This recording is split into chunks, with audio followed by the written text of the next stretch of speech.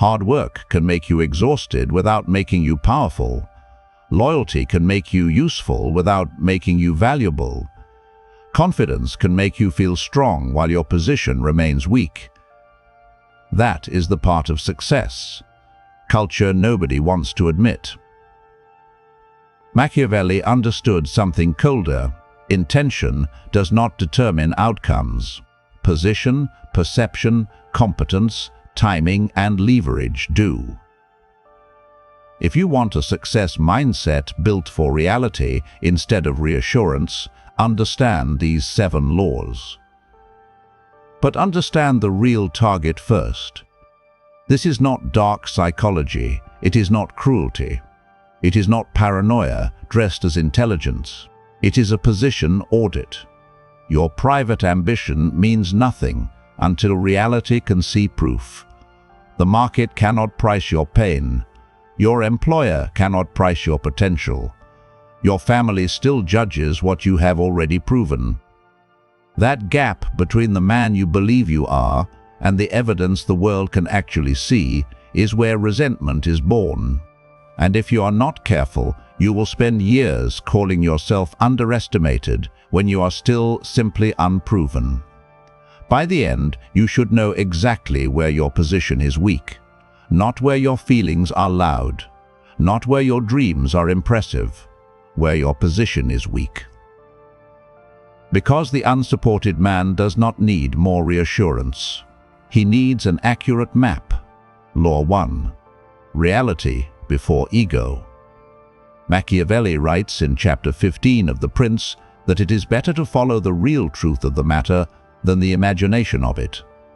That sentence destroys half of modern success culture.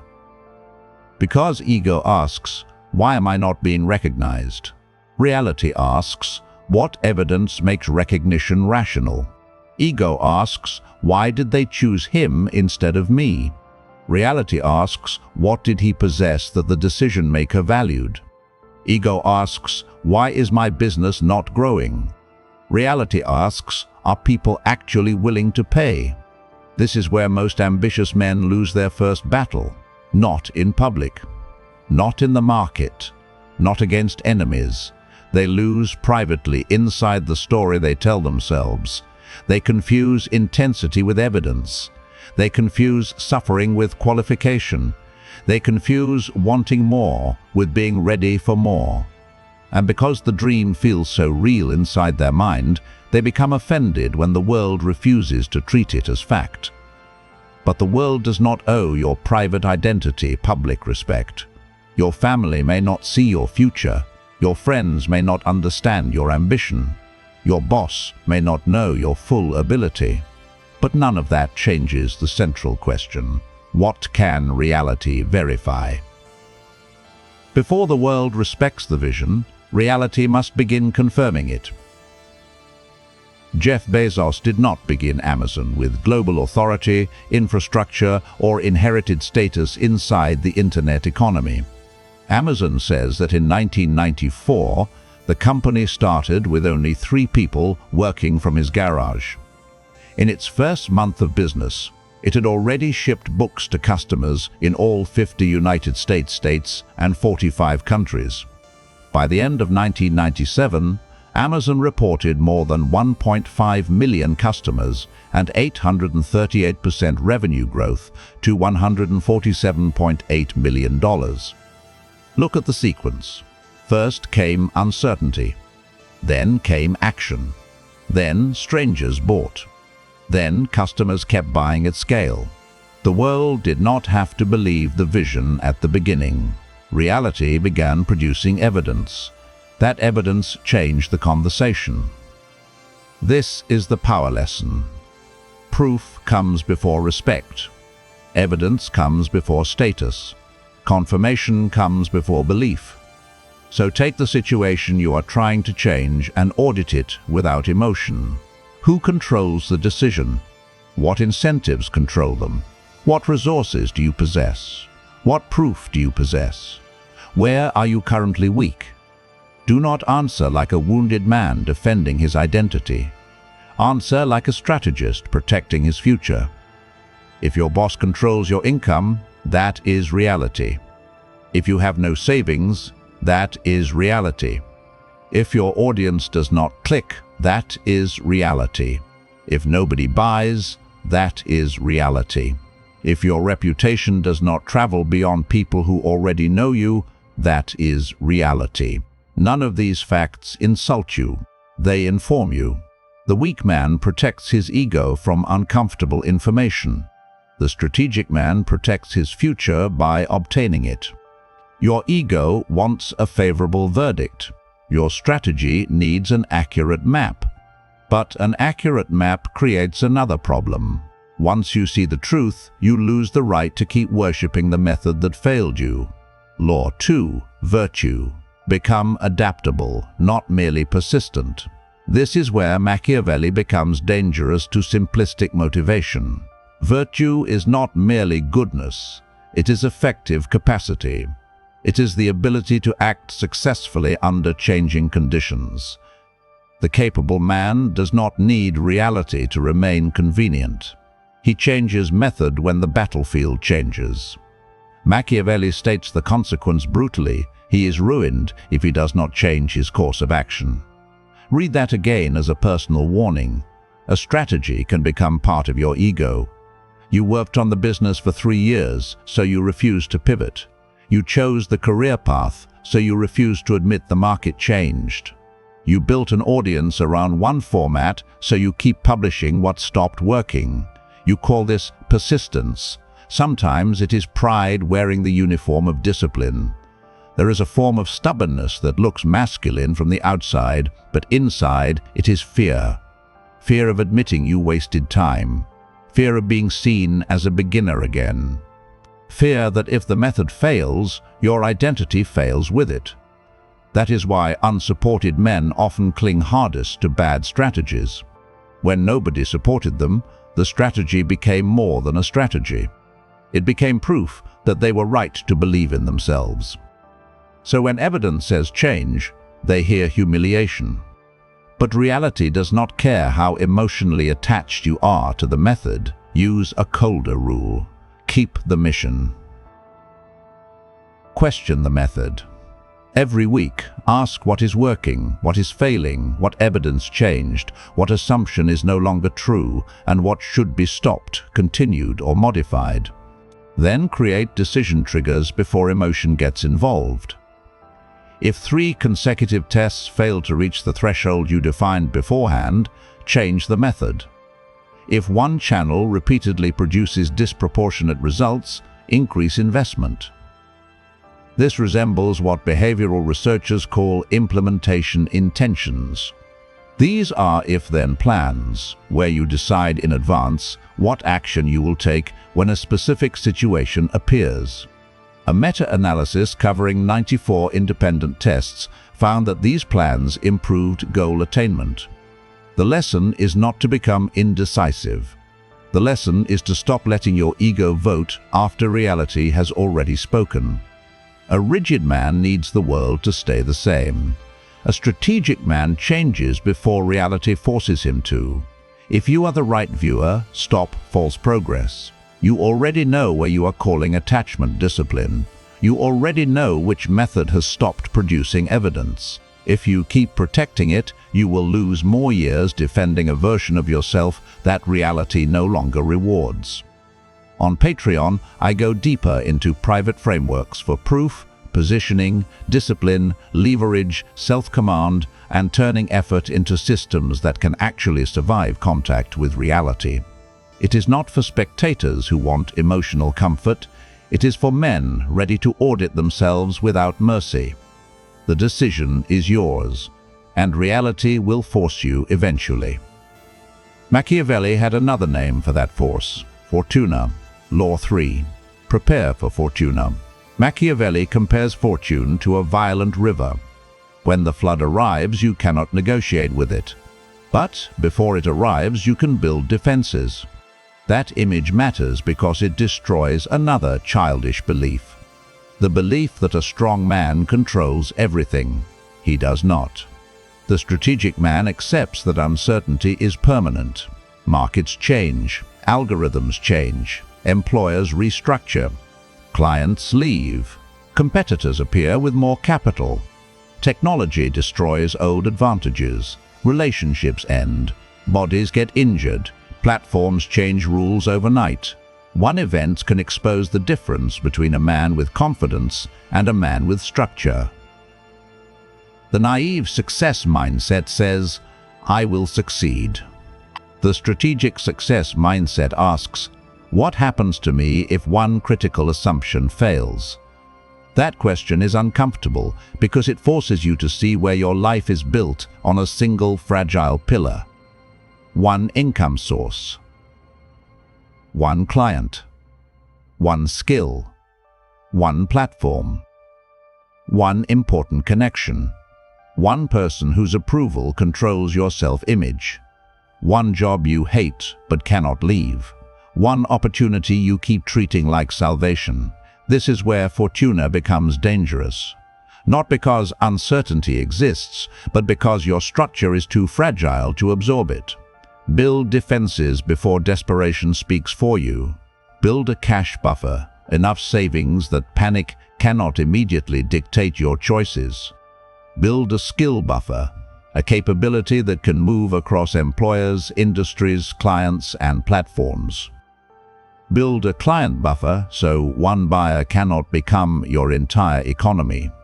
Build a distribution buffer so your identity and income are not trapped inside rented attention. Build a relationship buffer so you know competent people before crisis makes you desperate to meet them. You do not prepare because you are afraid. You prepare so fear cannot negotiate on your behalf. The unsupported man must understand this more than anyone. A man with family money can survive mistakes that would destroy you. A man with inherited connections can recover from doors closing that would trap you for years. A man with a safety net can experiment with a kind of lightness you may not possess yet. That is not a complaint. That is reality. And once you see reality clearly, you stop asking life to be fair before you become dangerous. You build defenses. You reduce fragility. You stop living as if one bad month, one bad boss, one bad client, or one bad algorithm should have the power to erase your future. Fortune becomes most dangerous where you have a single point of failure. But preparation alone is not enough. You can survive disruption and still remain invisible. You can have skill and still be underpaid. You can possess competence and still watch louder, better positioned, more socially fluent. People collect the credit because the world cannot reward what it cannot see. Law 4. Make competence visible. There are men who hate this law because it offends their pride. They say, "My work should speak for itself." Sometimes it does. Sometimes your work is buried inside somebody else's company, attached to somebody else's brand, presented by somebody with better relationships, and credited to somebody who understood visibility better than you. This is not justice. This is not injustice. This is structure. Hidden value is difficult to price. You may be talented. You may be disciplined. You may be the one solving problems while louder people perform confidence in meetings. You may be the quiet force behind results that other men explain better than you. But if your competence has no evidence trail, no public artifact, no measurable outcome, no documented win, then the world has no clean way to separate you from every other man making claims. That is the brutal part. A man can be skilled and still socially invisible. A man can be useful and still underpaid. A man can create value and still fail to capture status from that value, because competence alone does not automatically become leverage. Competence must become legible. It must become visible enough that other people can understand it, trust it, repeat it, and associate it with your name. Build case studies. Build public work. Build measurable outcomes. Build testimonials. Build documented wins. Build a body of work. But do not confuse visibility with begging. Do not become a man addicted to attention. This is not about performing for strangers. This is about creating proof that survives when you are not in the room. That is the difference between noise and reputation. Noise says, "Look at me." Reputation says, "This man repeatedly produces a result." Research on political skill in organizations found positive relationships with work productivity, career success, and personal reputation. Networking ability and interpersonal influence were among the dimensions that predicted task performance. Notice the lesson. Competence matters. But competence becomes more powerful when other people can read it socially. This is why some men remain frustrated for years. They think the world is ignoring their value. Sometimes it is. But sometimes their value has never been translated into evidence the world can evaluate. So build what I call a proof stack. At the lowest level, you have a claim. I know how to do this. Weak. Then you have an artifact. Here is what I built. Better. Then you have an outcome. Here is what changed because I built it. Stronger. Then you have repetition. I have produced this outcome again and again. Now you have reliability. Then you have reputation. Other credible people begin associating your name with the result. Now your proof starts moving ahead of you. This is when rooms change. This is when introductions become easier. This is when negotiation becomes different. Not because you begged louder, but because your evidence became harder to dismiss. The unsupported man especially needs this law. If you have no family network, no inherited status, no powerful surname, no one opening doors for you, your proof must become your social weapon. You cannot afford to be silently competent forever. Silence without evidence is not humility. It is strategic invisibility. The world cannot price what it cannot see, but visibility creates another danger. Once your competence becomes visible, you enter rooms where money, status, careers, clients, and reputation are at stake.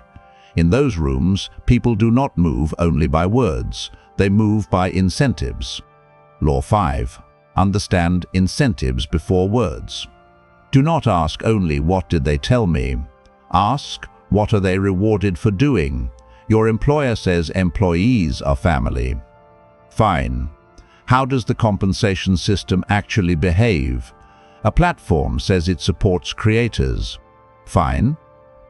What behavior does the algorithm reward? A customer says price does not matter. Fine. What do purchasing decisions reveal? A business partner says the project is his priority. Fine. Where are his time, capital, and attention going? Words are information. Incentives are pressure. And under pressure, incentives often predict behavior better than declarations. This does not mean assume everybody is lying. That is not realism. That is paranoia. A paranoid man invents enemies because he wants to feel intelligent. A strategic man studies structures because he wants to make accurate decisions. There is a difference. Paranoia makes you suspicious of everyone. Incentive literacy makes you harder to manipulate. The strategic man compares words, actions, and incentives.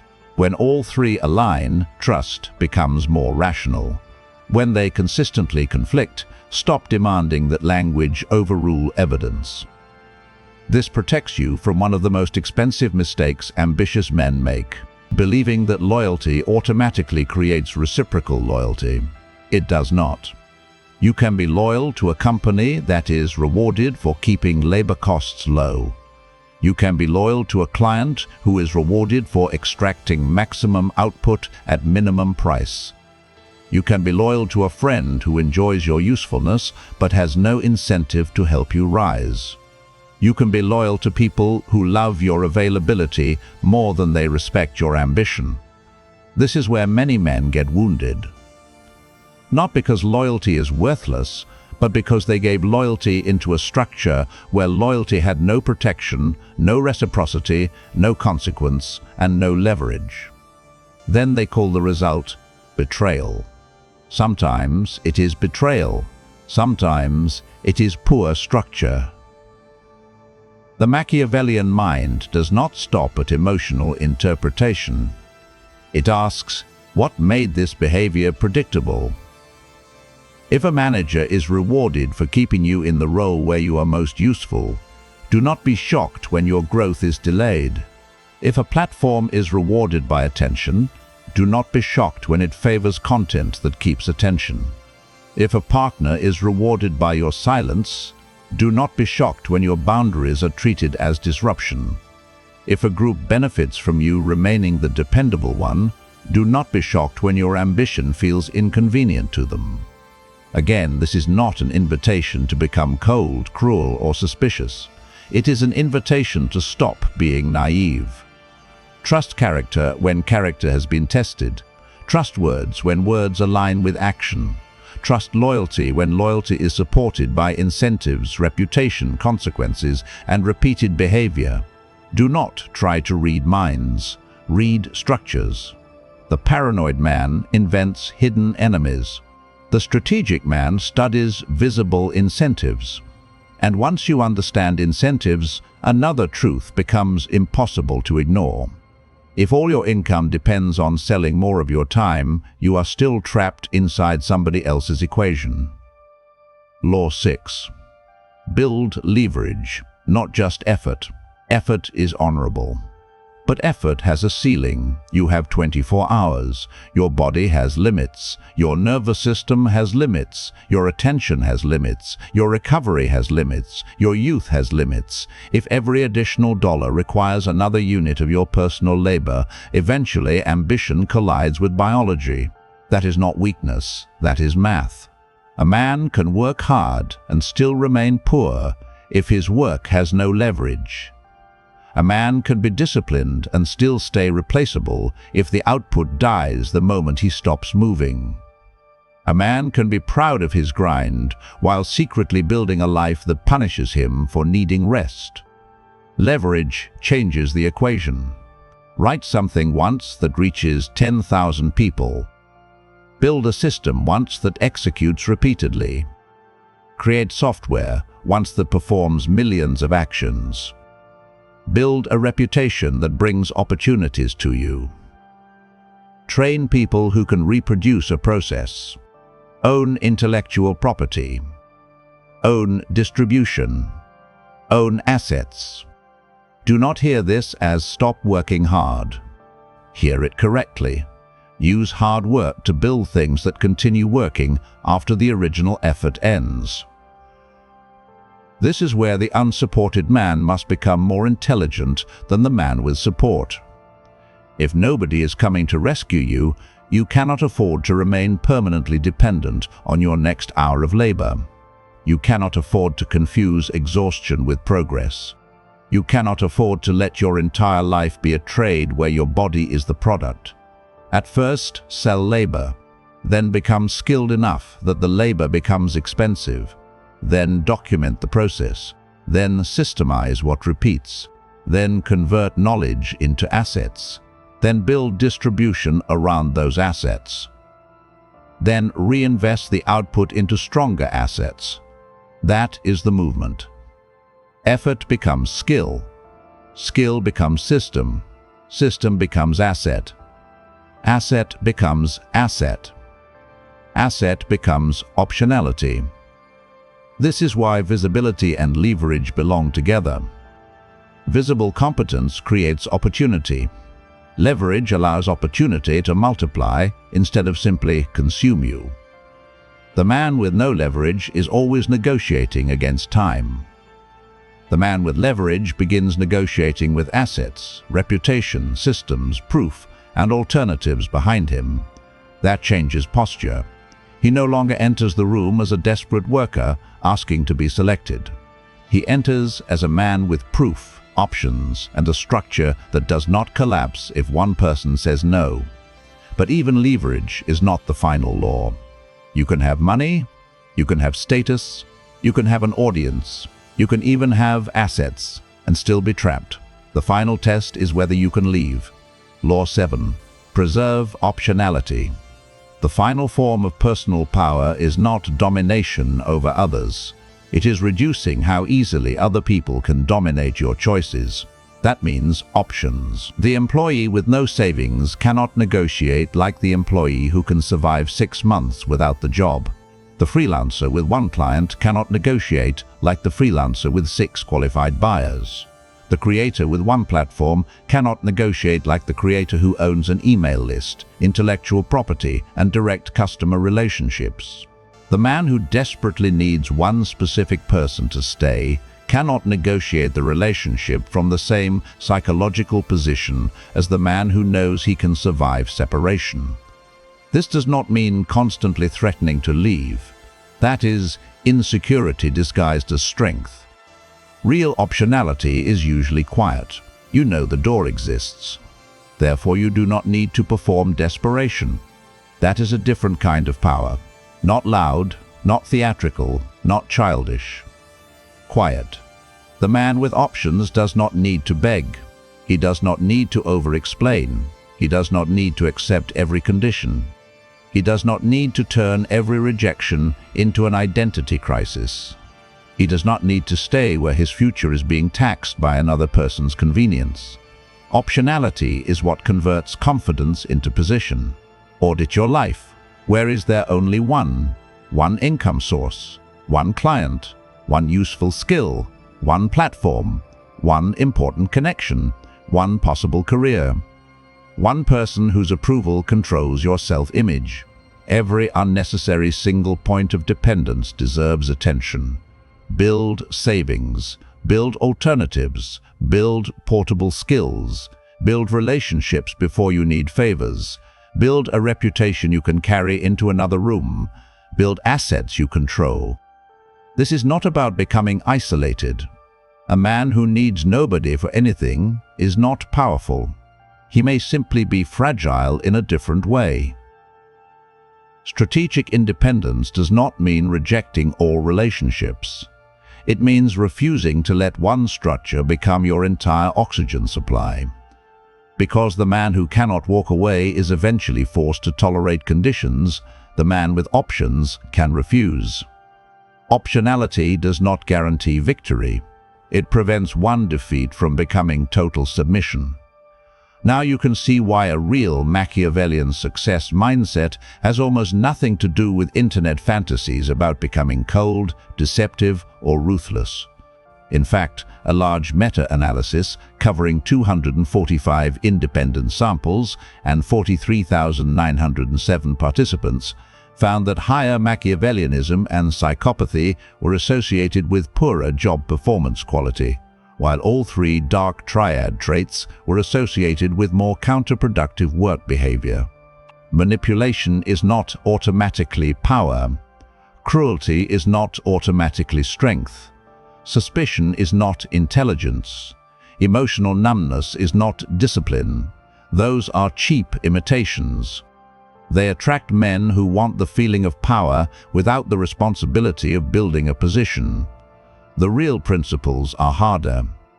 See reality before ego corrupts the map. Adapt before pride freezes your strategy. Prepare before fortune exposes your fragility. Make competence visible before demanding recognition. Study incentives before surrendering to words. Build leverage before exhaustion becomes your ceiling. Preserve options before dependence chooses for you. That is strategic realism. Stop asking, do I have the right mindset? Ask better questions. What can I prove? What can I survive? What can I adapt to? What do I control? What do I own? Who knows what I can do? What happens if somebody tells me no? Those questions expose your real position faster than 1,000 affirmations ever will. You were never supposed to remain the unsupported man who spends his life resenting the people who did not believe. That identity has an expiration date. Unsupported must become unowned. Potential must become proof. Invisible must become measurable. Reactive must become controlled. Effort must become leverage. Dependence must become optionality. And eventually, the man who once needed permission becomes the man whose position no longer requires it. Not because everybody finally approves, because approval lost its power over the outcome. So judge yourself now, not by motivation, not by potential, not by how misunderstood you feel. Judge the position, reality. Do you know the truth of your current situation? Virtue. Can you change methods without protecting your ego?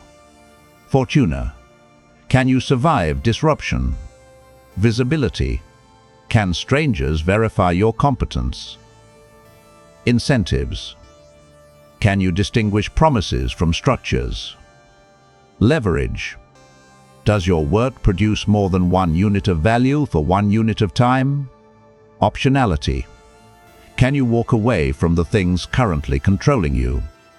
The weakest answer is where your next stage of power begins. A Machiavellian success mindset is not be ruthless. It is this: see reality clearly, adapt faster, build visible competence, create leverage, and never become unnecessarily dependent on a structure you cannot leave. Which law exposes your weakest position right now? Reality, virtue, fortuna, visibility, incentives, leverage, or optionality? Name the law in the comments. Then fix the structure, not the emotion.